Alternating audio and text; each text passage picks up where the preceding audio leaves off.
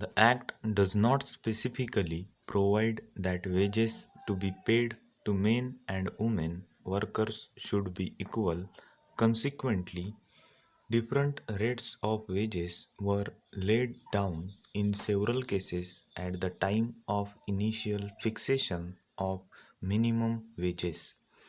Besides, there is no restriction on the fixation of different rates of wages for men and women in the sectors not covered as a result of bipartite or tripartite negotiations or arbitration. Awards could be different for men and women for similar jobs. Para.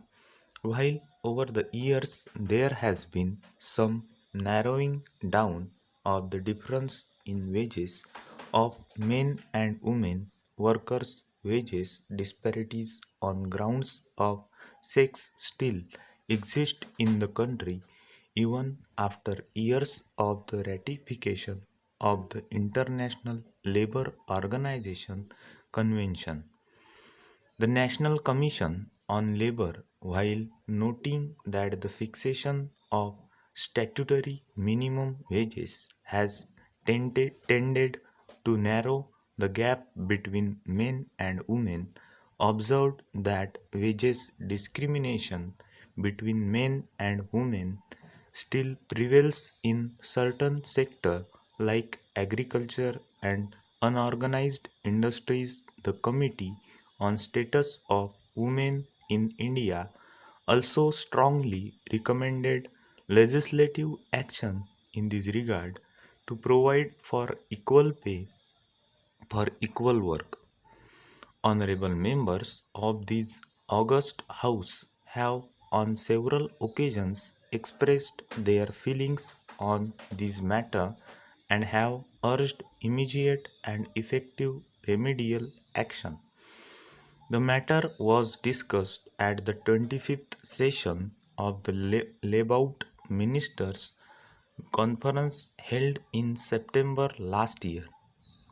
It was unanimously agreed that the states which had not so far implemented fully the International Labour Organization Convention, both in letter and spirit, should do so by taking appropriate measure to fix wages accordingly to occupations within a period of 3 months by not later than 6 months. It was also suggested that statutory provision be made to prevent bipartite agreements fixing different wages rates for men and women workers. Para. To give effect to the constitutional provision as well as ensure stricter conformity to the International Labour Organization Convention. The Equal Remuneration Ordinance was promulgated by the President. It was much needed and overdue measure designed to benefit a large number of women labor, and it was felt that any delay in promulgating the ordinance would affect adversely the interests of women workers.